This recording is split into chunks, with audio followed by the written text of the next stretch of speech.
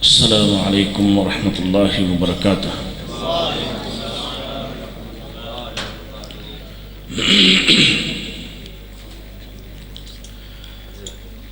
الحمد لوليه والصلاة على نبيه والوزن والعدل والفضل والنظم والعزم بالجزم بوحدته بكبريائه بسلطان وبإعلان وبإتقان وبإيمان وبيان في فرقان.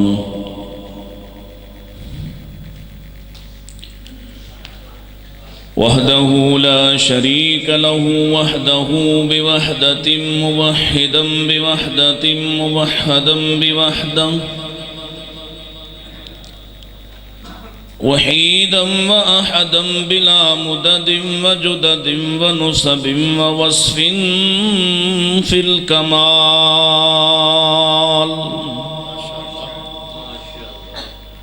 لا شريك له ولا نظير له ولا مثل له ولا مثال له ولا مقارن له ولا مكازم له ولا مداني له ولا مضارع له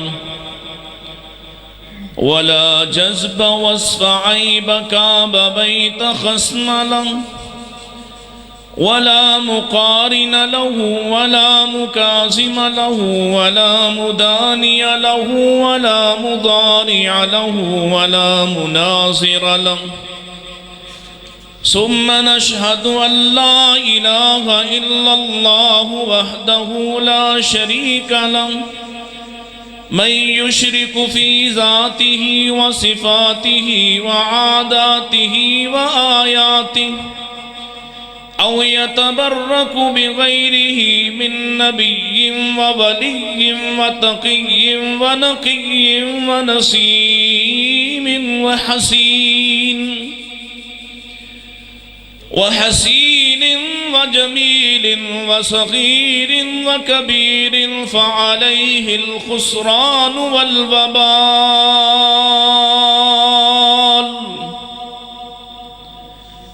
ثم نشهد أن سيدنا وسندنا ونبينا ومولانا مؤيدنا مخدومنا منزومنا معصومنا مقسومنا مقصودنا أجدر الخلق جديرنا أعظم الخلق وأشرف الخلق وأحسن الخلق وأكمل الخلق وأجمل الخلق وأنور الخلق من الحسن والصدارة والولاية والحكاية والعناية والهداية والأمانة والإمامة أعلانا وأجلانا وأتقانا وأزهدنا وأرفقنا وأنظرنا وأخترنا وأكبرنا أحمر أنظر أجدر أطفل أوسق أكمل أجمل له.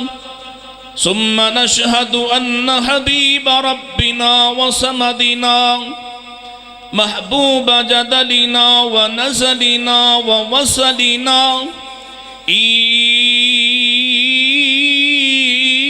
إيماننا مبين فرقاننا هادي سبيلنا رونق جدراننا وعدمة نزمة قدوة رتبة أسوة حسنة وبدلائله القاهرة الغالبة الظاهرة الباطنة صعد إلى سدرة المنتهى في ليلة المعراج كشف الدجى ثم دنا فتدلى فكان قاب قوسين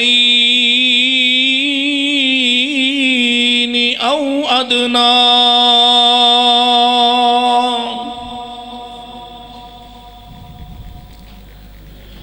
أعوذ بالله السميع العليم من الشيطان الرجيم.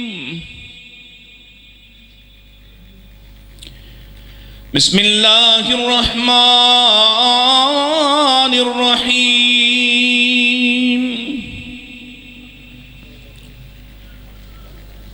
فلا وربك لا يؤمنون حتى يحكموك فيما شجر بينهم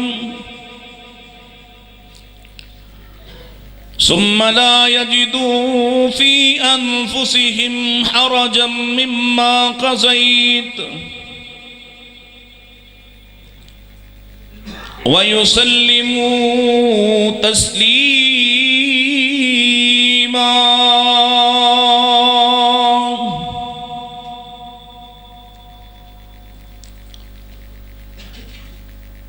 تیرے رب کی قسم ہے،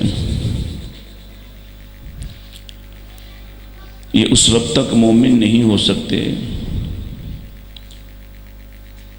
جب تک کہ اپنے نزاعی اختلافی معاملات میں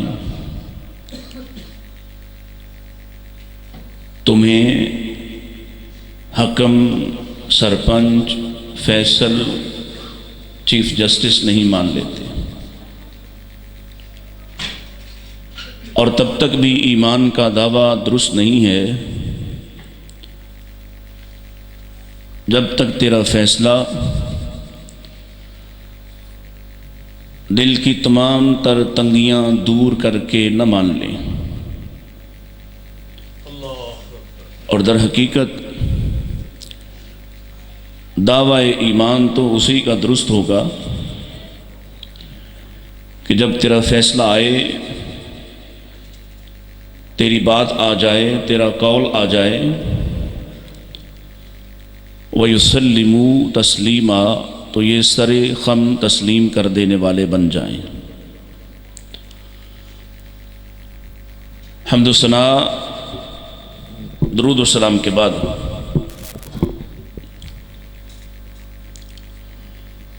آج کی یہ ہر لحاظ سے ایک شاندار کانفرنس، میں اس کی کامیابی پر، اس کے انعقاد پر برادر مکرم حضرت حافظ محمد یاسین طاہا صاحب کو اور ان کے بیٹوں اور ان کے ساتھیوں، دوستوں کو مبارکباد پیش کرتا ہوں. اللہ تعالیٰ انہیں اپنے دین کا بے پناہ اور بے شمار کام کرنے کی توفیق اور سعادت عطا فرمائے. اللہ تعالیٰ آپ کو بھی بے شمار اجر عطا فرمائے جو اس موسم میں اور اس رات میں یہاں تشریف فرما ہے.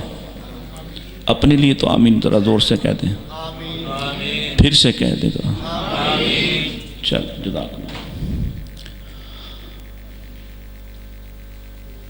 نام سے ہی یہ کانفرنس ایک انفرادی حیثیت کی حامل ہے اور ایک جھگڑے کی طرف اشارہ کرتی ہے. وہ جھگڑا کیا ہے؟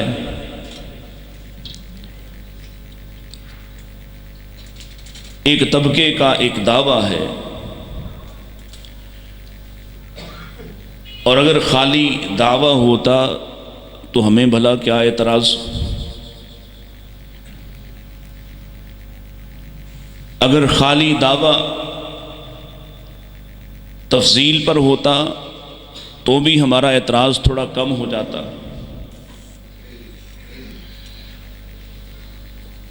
یعنی اگر وہ یہ کہتے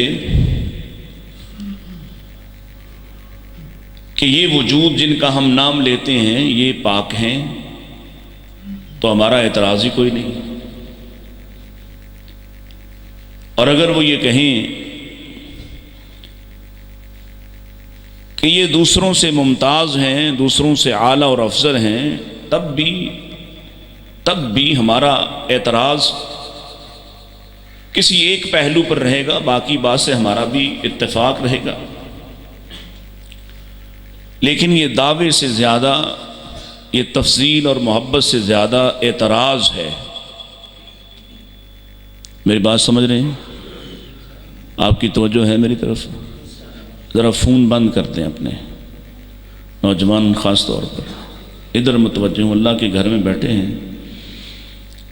اور یہ کانفرنسز اس طرح کے عنوانات پر کروانا آسان کام نہیں ہے۔ آپ کو شاید لگتا ہو کہ یہ اسپیکر اکٹھے کر لینا اور کیمرے وغیرہ آ جانا، اس سے بہت پہلے انسان کو اس میدان میں اترنے کے لیے اپنے بہت سارے مفادات کو قربان کرنا پڑتا ہے، اور اپنے آپ کو اس اندیشے اور خوفناک خطرے کے سامنے کھڑا کرنا پڑتا ہے جس کا تعلق، جس کا واسطہ آپ سے نہیں پڑتا، وہ کام کرنے والے کو پڑتا ہے۔ توجہ ہے میری طرف؟ میں ایک بات سمجھانا چاہ رہا ہوں کہ اگر خالی دعویٰ ہو کہ فلاں فلاں ذات، یہ جو نبی پاک کے گھرانے کے یہ افراد ہیں یہ پاک ہیں، تو کوئی اعتراض ہی نہیں، کوئی اختلاف ہی نہیں۔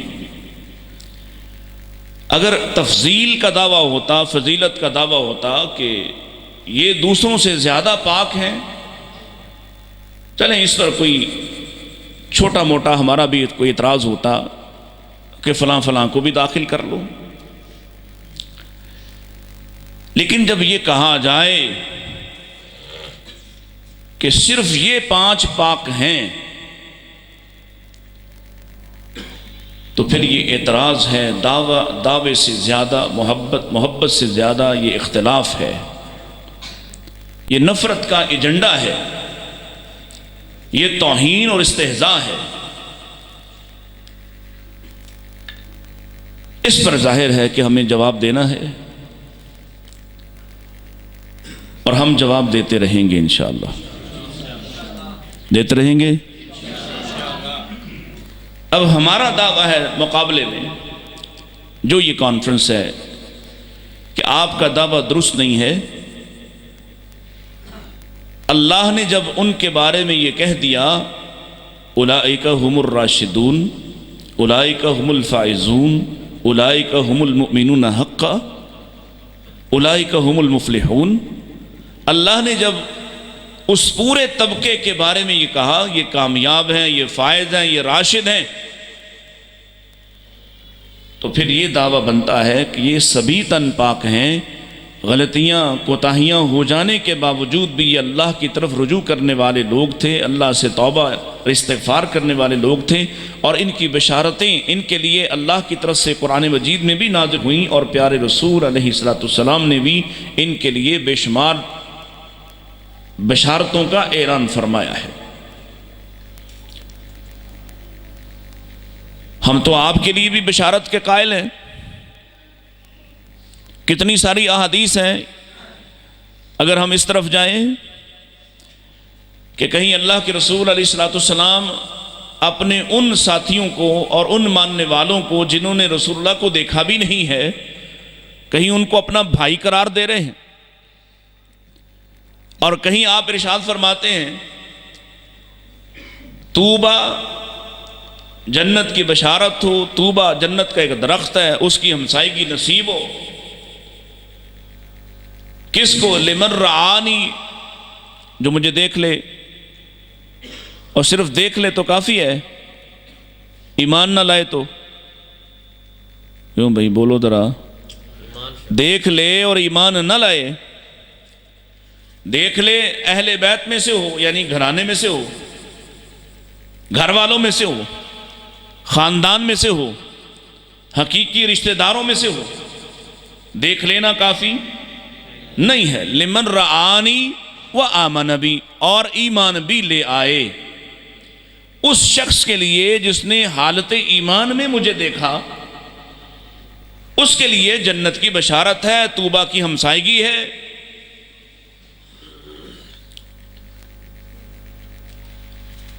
وَطُوبَى 7 مرات، اور اسے 7 مرتبہ جنت کی بشارت ہو۔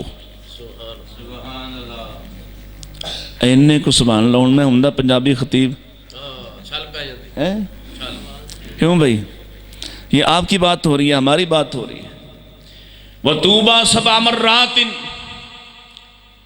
نبی پاک فرماتے ہیں اسے 7 دفعہ طوبہ درخت کی ہمسائیگی مبارک ہو، اسے 7 مرتبہ جنت کی بشارت ہو۔ کسے؟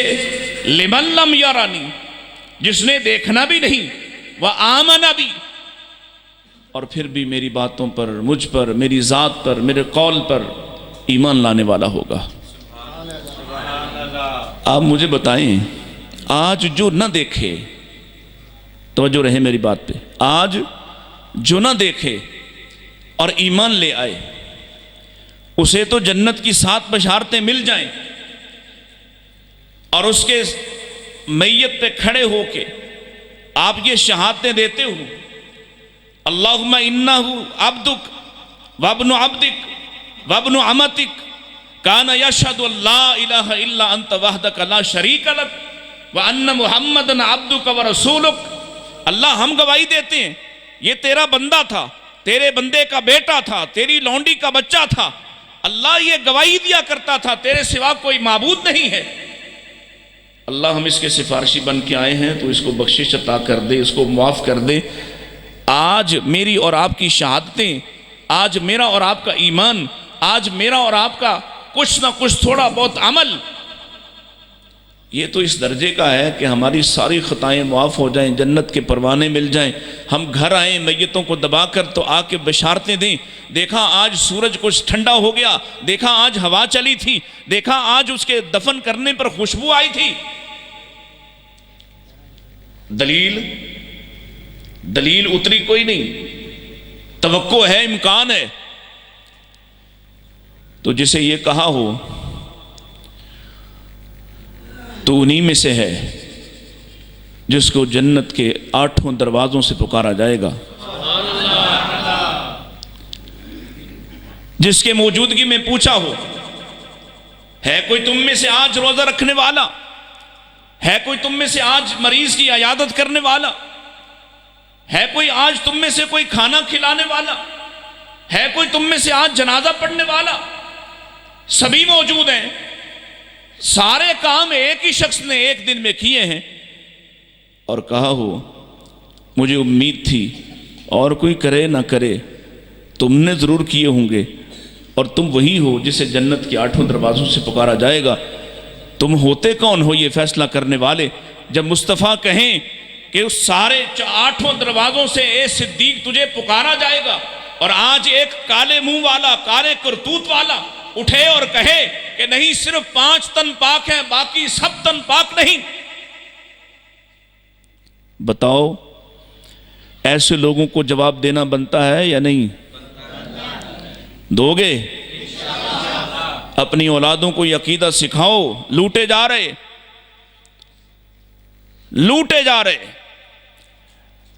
یہ راگ رنگ کی، یہ ساز سازندوں کی، اور یہ دن رات میڈیا کی جتنی بھی چنکار ہے، یہ لے بیٹھی اولادوں کو، اسے لگتا ہے شاید ہمارا نظریہ درست نہیں، شاید ادھر والے صحیح بات، تم سنو تو صحیح، تم دلائل کے ساتھ سنو، اس پروپیگنڈے کا جواب تو دو۔ جسے کہا ہو خلقنا من تربت واحدہ، توجہ میری طرف رہے، میں آپ کی براہ راست کانفرنس کے موضوع پر بات کر رہا ہوں۔ خلقنا من تربت واحدہ، ہاتھ رکھے ہوں، ایک طرف صدیق ہوں، ایک طرف فاروق ہوں، دونوں کے کندھوں پہ ہاتھ رکھا ہو، دونوں کے، اور یوں آپ برآمد ہوئے اپنے گھر سے، لوگ دیکھ کے آپ کو مسکرائے اور آپ بھی لوگوں کو دیکھ کے مسکرائے، اور فرمایا خلقنا من تربت واحدہ، ہمیں ایک مٹی سے بنایا گیا، ہمیں ایک مٹی سے بنایا گیا۔ اور تیرا عقیدہ، اے کالے کرتوت والے، تیرا عقیدہ تیری تفسیر میں لکھا، جہاں آدمی جس مٹی سے پیدا کیا جاتا ہے اسی مٹی میں دفن کیا جاتا ہے، اسی مٹی سے اٹھایا جائے گا۔ اور دلیل کے طور پر اس آیت کی تفسیر تو نے کی، منہا خلقناکم وفیہا نعیدکم ومنہا نخرجکم تارۃ اخری۔ ہم کہتے ہیں اپنی تفسیر کو اپنے مفسروں کو ہی مان لے، وہ کہتے ہوئے گئے کہ جس مٹی سے انسان پیدا ہوگا اسی مٹی سے اٹھایا جائے گا. اور پیارے رسول فرماتے خلقنا من تربتن واحدہ، ہمیں ایک مٹی سے بنایا گیا. دلیل تیری ہے، ادھر مصطفیٰ کی حدیث ہے. اور دفن کہاں ہوئے؟ سیدہ عائشہ فرماتی ہیں رضی اللہ. ایسے نہیں مزہ آنا بھئی، میں یقین جانے پچھلے 4 دن سے مسلسل جاگ رہا ہوں. آپ سب کو پتہ ہے ہمارے ادارے کا، ایک نئے ادارے کا افتتاح تھا، اور میں مسلسل 18 گھنٹے کام کر کے سیدھا آپ کے پاس آیا ہوں. تھکن کا عالم یہ ہے کہ آپ کہیں کہ ابھی چلے جاؤ تو فوراً چلا جاؤں، لیکن آپ کی توجہ چاہیے تھوڑی دیر کے لیے، تاکہ اگلا خطیب آ جائے تو میں چھوڑ دوں.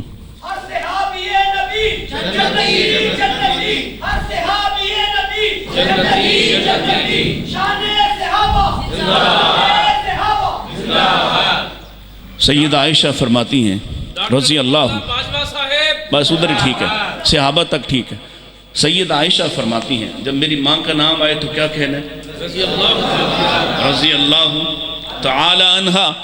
فرماتی ہیں میں نے خواب دیکھا، خواب میں دیکھا کہ میری گود میں 3 چاند آ گرتے ہیں. میری گود میں 3 چاند آ گرتے ہیں. میں نے اپنے بابا سے اس روز اس کی تعبیر پوچھی تو سیدنا صدیق اکبر رضی اللہ عنہ فرمانے لگے کچھ وقت ٹھہر جا، پھر تجھے تیری تعبیر بتا دوں گا. وقت گزرا، نبی کریم علیہ السلام کا انتقال ہوا، آپ رحلت فرما گئے، آپ کو موت آ گئی. اللہ اکبر. آج موت پڑتی ہے خطیبوں کو یہ کہتے ہوئے کہ رسول اللہ کو موت آئی ہے صلی اللہ علیہ وسلم. آپ فوت ہو گئے. اختلاف ہوا کہاں دفن کریں، کہاں لے جائیں.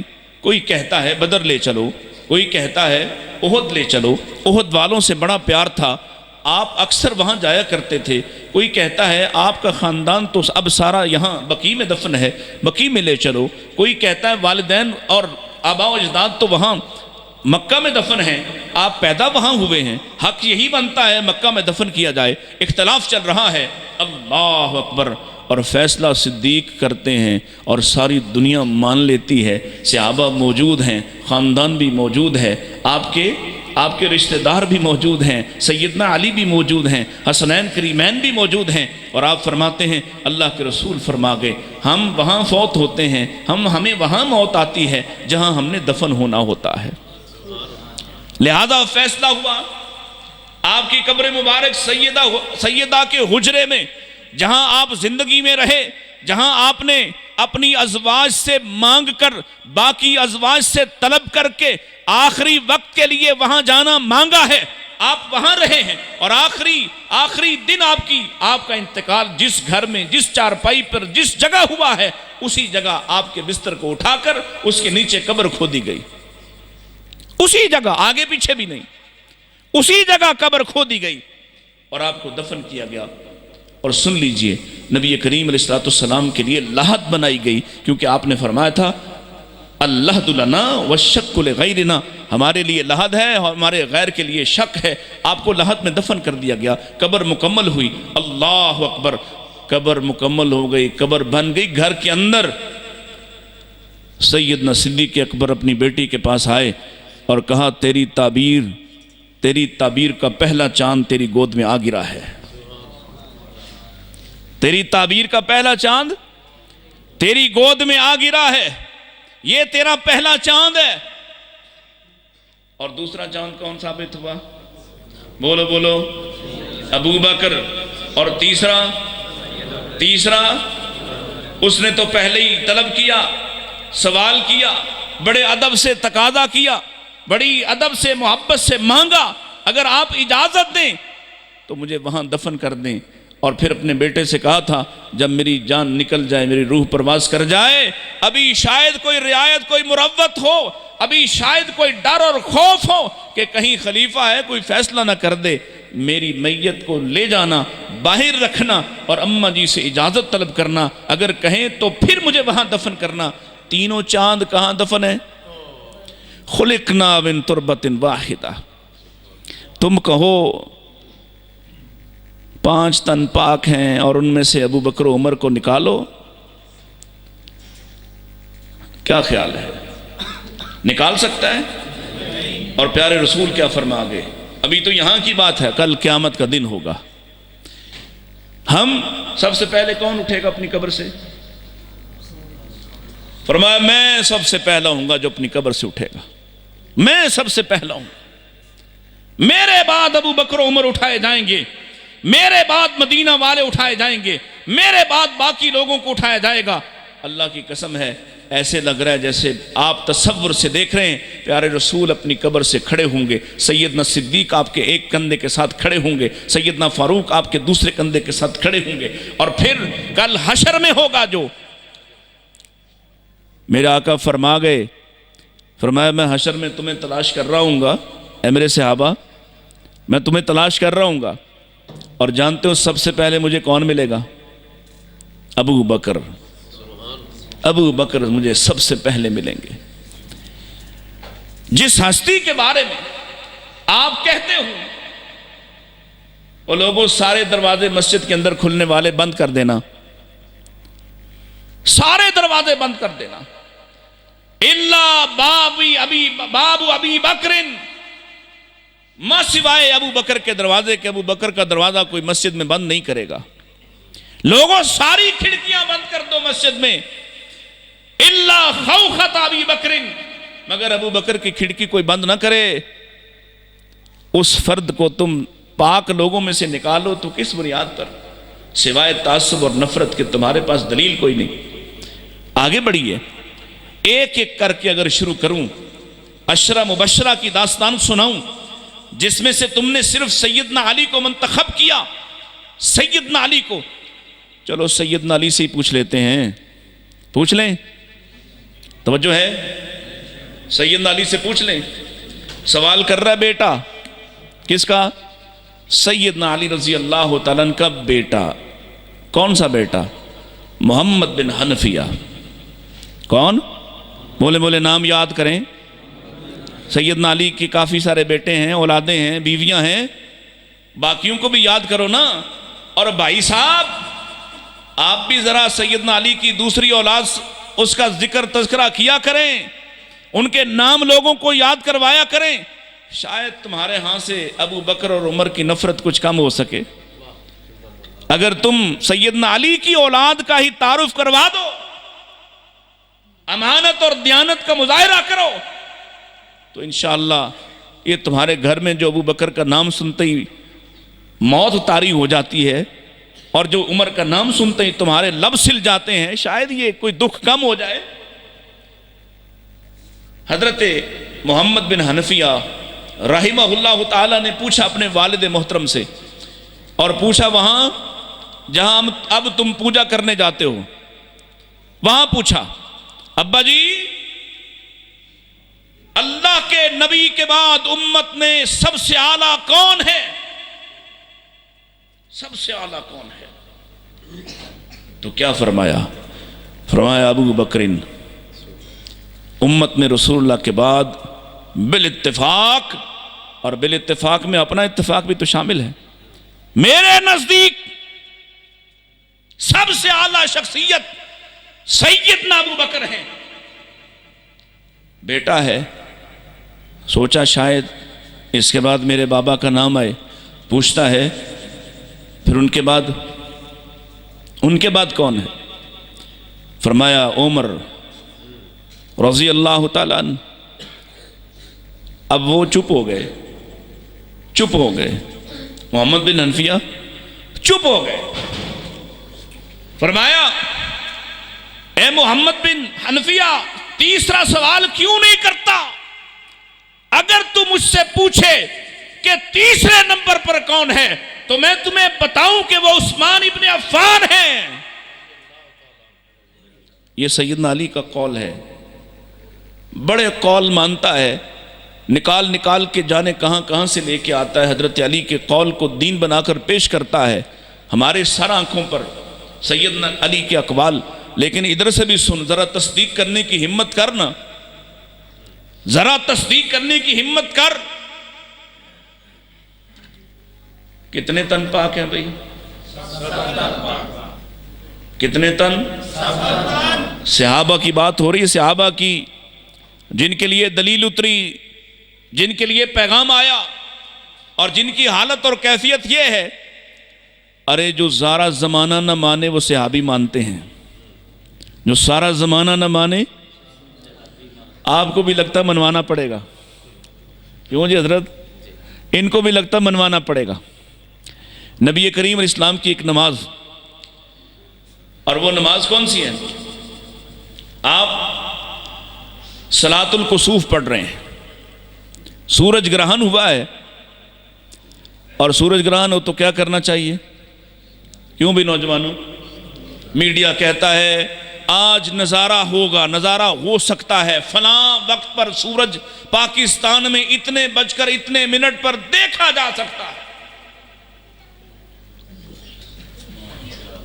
اہلاً و سہلاً، مرحبا، قائدین تشریف لے آئیں جی، آ جائیں ادھر میری طرف آ جائیں، آ جائیں ادھر میری طرف دیکھیں، بڑے خوبصورت چہرے ہیں۔ سورج گرہن ہو تو کیا کرنا چاہیے؟ بولو، کیا کرنا چاہیے؟ اینک لگا کے چھت پہ چڑھ جاؤ، کسی اونچی بلڈنگ پہ چڑھ کے سورج کو دیکھو؟ کیا کرنا چاہیے؟ پیارے رسول نے جو طریقہ، جو نماز پڑھ کے دکھائی، آپ نے فرمایا یہ کیا کرو۔ کیا کیا؟ آپ لمبی نماز پڑھ رہے ہیں، پیچھے صحابہ کی جماعت کھڑی ہے، میدان میں جماعت ہو رہی ہے، اللہ کے رسول علیہ السلام نے طویل نماز، طویل امامت، قیام کے ساتھ نماز پڑھی ہے، کئی رکوع کیے ہیں۔ آپ نماز کی حالت میں، یعنی قیام کی حالت میں ایک دم آگے بڑھ گئے، اپنی جگہ چھوڑ کر آگے ہو گئے، کچھ توقف کے بعد پیچھے ہٹ کے اپنی جگہ پر آ گئے، پھر کچھ دیر بعد اپنی جگہ سے پیچھے کو سمٹے صف کی طرف۔ یہ نماز ختم ہوئی تو سوال کرنے والے نے سوال پوچھا ہے، اللہ کے رسول صلی اللہ علیہ وسلم آج آپ نے ایک عجیب کام کیا ہے، پہلے کبھی ایسا نہیں ہوا کہ آپ نے کسی جگہ کو اپنے لیے مصلی بنایا ہو، آپ کھڑے ہوں، قیام کر رہے ہوں، اور حالت قیام میں آپ آگے بڑھ جائیں، حالت قیام میں آپ پیچھے ہماری طرف آ جائیں۔ اللہ کے رسول علیہ السلام نے، یہ ہیں وہ سب تن پاک جن کی بات ہم سنا رہے ہیں آپ کو، پیارے رسول اسلام نے فرمایا سنو، قیام کی حالت میں میرے سامنے جنت کو لایا گیا، میں نے جنت کے لٹکے ہوئے، جھکے ہوئے خوشے، پھلوں کے خوشے دیکھے، اور وہ اتنے خوشنما تھے، میرا جی چاہا کہ میں ان میں سے کچھ توڑ لوں۔ کس کا جی چاہا ہے؟ آپ کا بھی جی چاہتا ہے؟ نبی کریم علیہ السلام کے دل میں کسی چیز کا لالچ نہیں ہے، آپ کو دنیا کی کسی چیز سے رغبت نہیں ہے، لیکن جنت کے پھلوں کے جھکے ہوئے خوشے دیکھ کر اللہ کے رسول اپنی نماز میں، قیام میں اپنے قیام کو چھوڑ کر آگے بڑھ گئے ہیں۔ اس سے آپ اندازہ لگا لیں کہ جنت کیسی زبردست شان والی ہے کہ جس کی رغبت اور محبت رسول اللہ صلی اللہ علیہ وسلم کو بھی نماز میں اپنی طرف متوجہ کر لیتی ہے۔ نہیں سمجھے آپ میری باتیں؟ ابھی سمجھیں گے، پھر آئیے جو بات آپ کو سنانی۔ پھر تھوڑی دیر بعد میں پیچھے ہٹ گیا، کیونکہ مجھ سے، میں جب آگے بڑھا توڑنے کے لیے تو پیچھے ہٹا لیا گیا، اور اے میرے صحابہ کی جماعت، اگر میں توڑ دیتا تم کھاتے رہتے، کبھی ختم ہوتا۔ میں پیچھے ہٹ گیا، آ گیا، تھوڑی دیر بعد میرے سامنے جہنم لائی گئی، اور میں نے اس میں فلاں فلاں طرح کے لوگوں کو جلتے ہوئے دیکھا۔ اس کی حدت سے، تپش سے گھبرا کر میں پیچھے ہٹا تمہاری صفوں کی طرف۔ اللہ اکبر۔ اب میں حدیث آخری حصہ سنایا تھا، مکمل ہو گئی۔ جو نقطہ آپ کو سمجھانے لگا وہ کیا ہے؟ ہم جن کو مانتے ہیں، ہم جن کو اعلیٰ مانتے ہیں، جن کا ایمان معیار سمجھتے ہیں، وہ کیسے تھے؟ کسی ایک نے بھی یہ نہیں کہا کہ اللہ کے رسول ہم بھی تو آپ کے پیچھے کھڑے تھے. وہ جنت جس کی کوئی اوڑھنی لہرا دے تو خوشبو پھیل جائے ساری کائنات میں، آپ کے اس قدر قریب لائی گئی، آپ نے اس کے خوشے دیکھے، آپ توڑنے کے لیے آگے بڑھے، ہم بھی تو پیچھے ہی کھڑے ہیں 4 فٹ، ہمیں تو کچھ دکھائی نہیں دیا. جس جہنم کی آپ بات کر رہے ہیں کہ اس کی تپش سے گھبرا کر آپ پیچھے ہٹے، وہ جس میں ایک سوئی کے نک کے جتنا اگر سوراخ کر دیا جائے تو زمین پر کوئی زندہ نہ بچے، اس کی تپش سے آپ تو پیچھے آئے، لیکن ہم نے تو کوئی تپش محسوس نہیں کی. کسی ایک نے بھی سوال نہیں اٹھایا. کیوں؟ اس لیے کہ وہ جانتے ہیں اور وہ اس بات کو مانتے ہیں اگر کہنے والے محمد ہیں تو یہی حق ہے. ہمیں جنت دکھائی دے یا نہ دے، جنت سامنے آئی ہے. ہمیں جہنم کی تپش محسوس ہو یا نہ ہو، جہنم سامنے لائی گئی ہے، کیونکہ کہنے والے محمد رسول اللہ ہیں. ایسے طبقے کے بارے میں تم جھوٹ پھیلاؤ، تم گالی دو، تم دھوکہ دو لوگوں کو کہ وہ تو سارے ہی بدل گئے تھے، وہ تو سارے ہی ایمان سے خالی ہو گئے تھے معاذ اللہ. ارے وہ تو ایسے لوگ ہیں، اللہ اکبر، جو آسمان سے فیصلہ آتا ہے نا، مثال سے ہی یاد کرواتا ہوں. ایک ہی دفعہ اس دروازے سے جو آنا ہے آ جائے. اچھا تھوڑی دیر پھر روک لیں، جب کٹھے 20-25 ہو جائیں پھر اندر لے آئیں. نہیں بشتی دروازہ نہ بند کرو، تھوڑی دیر روک لو. توجہ رہے، میں آپ کی کانفرنس کے اس عنوان پر براہ راست بات کر رہا ہوں. سب تن پاک. لوگ کہتے ہوں گے حضرت نے کیا عنوان چنا ہے، اور صحیح چنا ہے. ان کے مقابلے میں یہی صحیح لگتا ہے کہ ثابت کیا جائے، بتلایا جائے، اس ایک ایک بچے کے دل میں یہ بات بٹھائی جائے، اتاری جائے. تو کسی غلط جگہ نہیں کھڑا، تیرے بڑوں نے تیری رہنمائی میں کوئی کسر نہیں چھوڑی. کوئی دھوکے باز تجھے یہ دھوکہ مت دے کہ نبی پاک کی آل پاک ہے اور باقی سب ناپاک ہیں. کوئی یہ دھوکہ نہ دے سکے. ہم ایسا دھوکہ کامیاب ہونے دیں گے نہیں انشاءاللہ.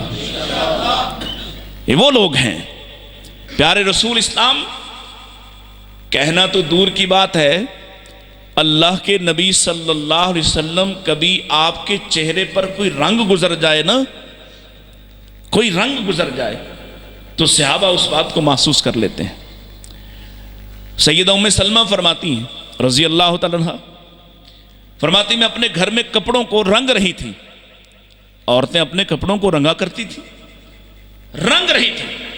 اللہ کے پاک پیغمبر گھر آئے، آپ کی بیوی ہیں، گھر آئے، دیکھا کہ میں کپڑوں کو رنگ رہی ہوں. آپ نے کچھ کہا نہیں، کوئی بات نہیں کی اور واپس چلے گئے. لیکن سیدہ فرماتی میں نے محسوس کر لیا کہ آپ کو میرا کپڑوں کو رنگنا اچھا لگا. سیدنا ابو بکر بیٹھے ہیں، سیدنا عمر بیٹھے ہیں، دیگر صحابہ بیٹھے ہیں. سیدنا عمر فاروق کے ہاتھ میں معروف واقعہ ہے، تورات کے کچھ اوراق لگے ہیں، ان کو پڑھ رہے ہیں، پڑھے جا رہے ہیں. جیسے آدمی مگن ہو جاتا ہے. آج کل آپ اپنا موبائل دیکھیں نا، ساتھ کوئی بیٹھا ہے نہیں بیٹھا، کوئی کیا کہہ رہا ہے کچھ پتہ نہیں ہوتا، آدمی موبائل میں مگن ہوتا ہے، جدھر توجہ آدمی کی مگن ہے اپنے پڑھنے میں. لیکن کوئی ایسا ہے جو رسول اللہ کے چہرے سے نظریں ہٹاتا ہی نہیں. وہ دیکھ رہا ہے، ایک رنگ گزر رہا ہے، تھوڑا چہرہ بدل رہا ہے، اس کا رنگ تبدیل ہو رہا ہے، غصے کے آثار نمودار ہو رہے ہیں. کوہنی ماری سیدنا عمر کو، ساکیلت کا امک، اے عمر تجھے تیری ماں گھم پائے، کیا کر رہے ہو تم؟ دیکھتے نہیں اللہ کے نبی کو ناگوار گزر رہا ہے. جو طبقہ اس قدر خیال رکھنے والا ہو، جو اس قدر خیال رکھنے، میں جلدی جلدی گزر رہا ہوں، جو دیکھے انگوٹھی پہنی ہے تو انگوٹھی بنا کے سونے کی پہن لے، اور جس نے دیکھا کہ آقا نے اتار دی ہے، کہنا نہیں پڑا، کہنا نہیں پڑا، دیکھا کہ اتار دی ہے سو اتار دی ہے. جو دیکھے کہ نماز کی حالت میں آپ جوتوں سمیت نماز پڑھا رہے تھے، جوتوں سمیت نماز پڑھا ہو جاتی اور جوتوں سمیت ہو جاتی، لیکن مسجد میں نہیں لے کے آنے، جوتوں سمیت ہو جاتی. ایک طبقہ ہے جس کی ہوتی نہیں ہے, اس کی پتہ نہیں کس کس کے پیچھے اور کس کس کام میں نہیں ہوتی, اس میں نہیں ہوتی, اس میں نہیں ہوتی, جوتوں سمیت نماز پڑھ رہے. اوپر سے خبر آئی ہے آج جوتا صاف نہیں ہے, آقا نے دوران قیام اتارا, ایک طرف کر دیا, پیچھے کھڑے ہیں, کہا کچھ نہیں, کہا کچھ نہیں, کوئی حکم دیا نہیں, نماز پڑھائی, نماز پڑھا کے پیچھے دیکھا, سب نے اتارے ہوئے. ارے تم نے کیوں اتارے ہیں؟ آپ نے اتارے, آپ نے اتارے. ہم کیسے پہن سکتے ہیں جو طبقہ اس قدر اطاعت کرنے والا, اس قدر بات ماننے والا, جو کسی پروپیگنڈے سے متاثر نہیں ہوتا تھا, جو کسی جو یہودیوں نے پروپیگنڈا کیا نا, اب تم ذرا سی باتوں پہ پروپیگنڈا سے متاثر ہو جاتے ہو. مرزا جہلمی کچھ کہہ دیتا ہے تو دم اٹھا کے مولوی کے پیچھے بھاگ پڑتے ہو کہ جی تو اس نے یہ کہا, آپ کے پاس دلیل ہوتی تو وہ اس کا مقابلہ نہ کرتے. اس بدبخت کی باتیں سنتے ہو جس کے گھر کے سامنے لوگ جا کر دھرنا دیے بیٹھے ہوتے ہیں کہ آؤ ہم سے بات کرو, اور وہ اوپر چڑھ جاتا ہے اور امام کعبہ لے آؤ, فلاں لے آؤ, فلاں. اور یہ ایسا ماشاءاللہ طبقہ ہے نوجوانوں کا, یہ کہتا ہے دیکھو جی وہ بڑی بات سچی کرتا ہے, بڑی سچی بات کرتا ہے. پروپیگنڈا حق کے مقابلے میں ایمان والا کبھی کسی پروپیگنڈے کا شکار نہیں ہو سکتا.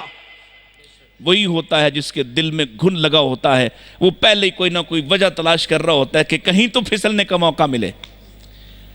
نبی پاک نے حکم دیا ہے گھیرو ان کو, بنو نذیر کو گھیر لیا, مارنا ہے ان کو نکالنا. انہوں نے ایک مسلمان عورت کو قتل کیا ہے. اللہ اکبر. جب محاصرہ کیا وہ اپنے کلوں میں چھپ گئے, اور 3 طرف سے پہلے ہی مقید ہیں, ایک طرف ہی بچتی ہے, ادھر کھجوروں کے باغات ہیں. اللہ کے نبی علیہ السلام نے حکم دیا کاٹو درختوں کو, یہودی کی تجارت پر حملہ کرو, یہ باہر نکلے گا. درختوں کو کاٹنا شروع کیا تو پروپیگنڈا شروع کر. دیکھا ہم نہ کہتے تھے یہ نبی سچا نہیں, سچا نبی ہوتا تو یہ کرتا, کبھی پھلدار درختوں کو کاٹنے کا حکم دیتا نہیں ہو سکتا. پھلدار درخت کاٹنا خود اللہ کے رسول نے منع فرمایا. پروپیگنڈا شروع, ایک بات ہاتھ آئی, پروپیگنڈا شروع.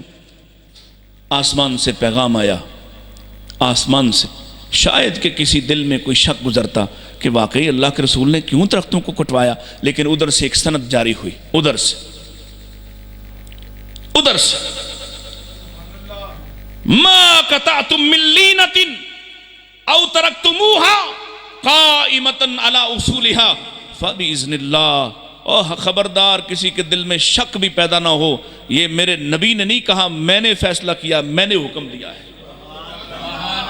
وہ طبقہ جس کے ایمان کی حفاظت آسمان والا اس پروپیگنڈے کے, جو سمجھو میرا نکتہ کیا ہے, وہ طبقہ جس کے ایمان میں کوئی شک آنے کی گنجائش پیدا ہو سکتی تھی, کہیں کوئی دلیل اندر آ سکتی تھی, کہیں کوئی متاثر ہو سکتا تھا, اللہ نے ان کے ایمان کی حفاظت کرنے کے لیے آسمان سے پیغام بھیجا ہے. نہ کوئی اپنے قدموں سے ہلے نہ, کوئی دل میں شک لائے نہ, کیونکہ یہ حکم محمد نے نہیں دیا, محمد کے رب نے دیا ہے. وہ ہے سب تن پاک, ان کے ایمان کی حفاظت کی جا رہی ہے, ان کی حفاظتیں ہو رہی ہیں, ان کے اعمال کی گواہیاں دی جاتی ہیں. اللہ اکبر. اور وہ طبقہ جس نے رسول اللہ کے ساتھ وفا کرنے میں حد کر دی. کوئی اٹھے اور کہے ان کا ایمان مشکوک ہو گیا, وہ پاک نہیں رہے. احد کے میدان میں دیکھو ذرا, دیکھو نا احد کے میدان میں, تمہیں بڑی چبھتی ہیں یہ باتیں. پروپیگنڈا کرتا, اور یہ بدبخت جس کو تم سنتے وہ بھی کہتا حضرت طلحہ بھی فلاں ہیں, وہ بھی باغی تھے معاذ اللہ. اور ظالم طلحہ تو وہ ہیں, تم سو صرف سوچ سکتے ہو, یہاں بیٹھ کے پاکستان میں نعرے لگاتے ہو حرمت رسول پر. وہ لوگ ہیں برستے ہوئے تیروں میں طلحہ میرے رسول کے سامنے کھڑے ہیں, ہاتھ سامنے کیا ہوا, دسیوں تیر لگتے ہیں, لگتے ہی چلے جاتے ہیں. اتنے تیر لگے ہیں، اتنے تیر لگے ہیں کہ یہ پورا ہاتھ سے مراد ذرا یہاں سے لے کے یہاں تک یہ سارا اس قدر چھلنی ہوا، یہاں ریشے ہوتے ہیں چھوٹے چھوٹے، آپ اپنی بازو کو ٹٹول سکتے ہیں، یہ ایسے بالکل خراب ہوئے، ختم ہو گئے، اڑ گئے کہ سیدنا طلحہ کا ہاتھ ہمیشہ ہمیشہ کے لیے سوکھ کر رہ گیا۔ کس پہ قربان کیا ہے؟ محمد رسول اللہ۔ وہ تو ایسے ہیں کہ کسی کمزور عورت سے کہا گیا، عورتیں کمزور ہوتی ہیں برداشت کے اعتبار سے، اس سے کہا گیا، پتہ چلا محمد رسول اللہ شہید ہو گئے، اپنے اونٹ پہ بیٹھی اور بھاگ اٹھی احد کے میدان کی طرف۔ راستے میں 4 خبریں ملی ہیں، معروف واقعہ، میں اشارے کر رہا صرف آپ کو یاد دلانے کے لیے کہ یہ وہ طبقہ ہے جس کے بارے میں کسی بھی طرح کے پروپیگنڈے کو تم قبول کر لیتے ہو، کسی جھوٹے کے جھوٹ اور کسی فریبی کے فریب پر اعتماد کرتے ہو، جھوٹے نمبر بتا کے حدیثوں کے صحیح حدیث سے غافل ہو۔ اس سے کہا گیا تیرا باپ شہید ہوا، بیٹا شہید ہوا، شوہر شہید ہوا، بھائی شہید ہوا، اور ہر ایک شہادت پہ اللہ کی رضا کے جملے کہتے ہوئے آگے بڑھتی اور پوچھتی جاتی ہے وَمَا فَعَلَ رسول اللہ، رسول اللہ کیسے؟ یہ چھوڑو، باپ کی خبر آئی، بیٹے کی، بھائی کی، شوہر کی، یہ بتاؤ اللہ کے رسول کیسے ہیں؟ اور جب احد کے میدان میں پہنچی تھیں، آمنہ نامی اس بنو دینار کی خاتون کے ایمان کے صدقے، جس نے زخمی چہرے کو دیکھتے ہی کہا تھا کل مصیبت بعدک جلل، آپ کا چہرہ دیکھ لیا تو کون سی مصیبت باقی رہی ہے، کوئی غم نہیں ہے۔ اس طبقے کے بارے میں لوگوں کے دلوں میں شک ڈالتے ہو، اس طبقے کے بارے میں لوگوں کے دلوں کے اندر کالک، اپنے منہ کی کالک ڈال کر ان کے دلوں کو کالا کرنا چاہتے ہو۔ ہم تمہارا ایجنڈا پورا تو نہیں ہونے دیں گے انشاءاللہ، ہم اپنے بچوں کو یہ سکھا کر جائیں گے انشاءاللہ کہ ابو بکر و عمر سے لے کر آخری صحابی تک وہ ایسے رسول اللہ سے وفادار، ایسے وفادار۔ ایک صحابی ان کا نام حبیب ہے، حبیب بن زید، اسے مسیلمہ نے گرفتار کر لیا ہے اور پوچھتا ہے ادھر میری طرف، وقت ختم ہو گیا ہے بس میں ختم کرنے لگا ہوں، ادھر بس دعوے کی حد تک حرمت رسول پر قربان لوگو۔ جب نبی کے صحابہ کی باری آتی ہے ایک دم تم دامن لپیٹ لیتے ہو اور تم سمجھتے ہو کہ اس سے ہمارا کیا لینا دینا جی۔ اور اللہ کی قسم سنو، اگر تم نے ابو بکر و عمر سے لے کر آخری صحابی کی عدالت پر، اس کے ایمان پر شک کا اظہار کیا، ایمان نہیں رہے گا۔ ایمان کیوں؟ کس نے بتایا کہ رسول اللہ ہاتھ یہاں باندھتے تھے؟ بولو ذرا، کس نے بتایا کہ اللہ کے رسول اپنے بدن کے مطابق اپنے پاؤں کھول کر سیدھی انگلیوں کے ساتھ کھڑے ہوتے تھے؟ کس نے بتایا پیارے رسول ہاتھوں میں پکڑ کر گھٹنوں کو رکوع کیا کرتے تھے؟ جن کو کہا تھا سلو کما رأیتمونی، سلو کما رأیتمونی، کس نے دیکھا؟ کون دیکھ کر کہتا رأیت رسول اللہ، میں نے دیکھا رسول اللہ کو، میں نے دیکھا اللہ کے نبی ایسے کیا کرتے تھے۔ کون نبی کی خاموشیوں کا بھی گواہ ہے؟ قول تو قول، یہ جملہ جانا نہیں چاہیے تھا، قول تو قول، نبی کی خاموشیوں کے گواہ کون ہے؟ اور نبی کی خاموشی بھی دین ہے، نبی کی خاموشی بھی، نبی کی خاموشی بھی اس قدر مصطفیٰ کے چہرے پر ٹکٹکی باندھ کر دیکھنے والے کہ اگر لفظ نکلے تو لفظ یاد کریں، اگر تبسم ہو تبسم یاد کریں، تبسم کھل کر ذرا سی مسکراہٹ ہو مسکراہٹ یاد کریں، مسکراہٹ کھل کر تھوڑا سا ہلکا سا کھلکھلانا ہو، آپ کے دانت دکھائی دیں، دانت دکھائی دیں، دانت بیان کریں، آپ کی داڑیں نظر آئیں کھلکھلاتے ہوئے، داڑھوں تک کا ہنسنا بیان کریں، اس قدر غور سے میرے رسول کو دیکھنے والے، میرے نبی کی ایک ایک بات کو سمجھنے والے، ایک ایک بات کو اخذ کرنے والے، اللہ کی قسم ہے نبی کھڑے کیسے ہوئے صحابہ بیان کر رہے، نبی چلے کیسے صحابہ بیان کر رہے، نبی سوئے کیسے صحابہ بیان کر رہے، نبی وضو کیسے کرے نبی صحابہ بیان کرے، نبی نماز کیسے پڑھائے صحابہ بیان کرے، نبی علیہ السلام زندگی کا ایک ایک عمل کس طرح سے کرتے تھے بیان کرنے والے صحابہ ہیں۔ جب تم صحابہ کے ایمان کے بارے شک کرو گے، مسئلہ صرف صحابہ تک رہے گا نہیں، تمہارے ایمان پر ڈاکہ ڈالا جائے گا، تم سے نماز چھین لی جائے گی، وہ جو رأیتمونی اصلی ہے وہ کیفیت تم سے چھین لی جائے گی۔ اس کے بعد تم کس کی نماز پڑھو گے، کس کا جہاد کرو گے، کس کی طرح سو گے، کس کی طرح اٹھو گے؟ اور یہ حکم قرآن کا کہاں جائے گا؟ لَقَدْ كَانَ لَكُمْ فِي رَسُولِ اللَّهِ، کہاں سے پوچھیں، کس سے پوچھیں؟ جاؤ ان کالے کرتوت والوں سے بھی ہمیں یہی کہنا ہے۔ اگر تم کہو کہ یہی 5 تن پاک ہیں، اس میں سے رسول اللہ کو نکال دو، باقی بچے 4 سے پورا دین ثابت کر دو۔ 4 سے پورا دین، نماز سے لے کے عبادت، عقائد، ایک ایک عمل۔ اللہ اکبر، یہ ایسی سازش ہے جس کو سمجھنا بڑا ضروری ہے، وگرنہ آدمی اس کو ہلکا لیتا ہے۔ یہ مرزا جیلمی کے پیچھے لگنے والے اہل حدیثوں کے بچے ہیں، اہل حدیثوں کے بچے، کیونکہ حنفیوں کو تو برا کہتا ہے، بابوں کو برا کہتا ہے، وہ اسے جو رسول اللہ کی مخالفت پر کمر بستہ ہو جائے۔ اس بات کے بعد کہ ہدایت واضح ہو گئی، بینات آ گئیں، دلائل آ چکے، ساری بات سمجھائی جا چکی، آسمان سے وحی مکمل ہو چکی، پیغام مکمل ہو چکا، کسی کے پاس کیا گنجائش کہ اس پیغام کے مکمل ہونے، بینات کے نزول کے بعد، ہدایت کے واضح ہو جانے کے بعد جو نبی کی مخالفت کرے اس سے بڑا بدبخت کون ہو سکتا ہے؟ لیکن اگلی بات سمجھیے، قرآن کیا کہتا ہے؟ وَيَتَّبِعْ غَيْرَ سَبِيلِ الْمُؤْمِنِينَ، وَيَتَّبِعْ غَيْرَ سَبِيلِ الْمُؤْمِنِينَ، اور وہ اتباع کرے، مومنوں کا رستہ چھوڑ دے، سبیل المومنین چھوڑ دے، سبیل المومنین چھوڑ دے۔ یہ سبیل المومنین کیا ہے؟ یہ سبیل المومنین، مومنوں کا رستہ، کون سے مومن؟ 4 تن پاک، کیونکہ 5ویں تو رسول اللہ ہیں، 4 تن پاک۔ کن کا رستہ؟ صحابہ، صحابہ، بولو صحابہ، صحابہ کا رستہ۔